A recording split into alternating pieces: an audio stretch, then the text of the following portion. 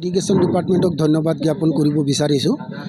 সুন্দৰকৈ তেওঁলোকে আজি এই এৱাৰনেছ সভাখন আয়োজন কৰিছে আৰু ইয়াত দেখিছোঁ আমাৰ এই অঞ্চলৰ সকলো কৃষক ৰাইজে খেতিয়ক ৰাইজে অংশগ্ৰহণ কৰিছে আৰু ইৰিগেশ্যন ডিপাৰ্টমেণ্টে এগ্ৰিকালচাৰ ডিপাৰ্টমেণ্টৰ লগত যিবোৰ বিভাগৰ জড়িত যেনেকৈ agriculture department, soil conservation, water resource, আমাৰ MGNREGA, আমাৰ উন্নয়ন খণ্ডৰ বিষয়াসকলক আনি চেনেলাইজ কৰি যোনটো ব্যৱস্থা কৰিছে কৃষক ৰাইজক সহায় কৰাৰ কাৰণে সঁচাকৈ এইটো এটা ভাল পদক্ষেপ, ভাল লাগিছে আৰু আমাৰ কৃষক ৰাইজে নিশ্চয়কৈ আগবাঢ়ি আহিছে।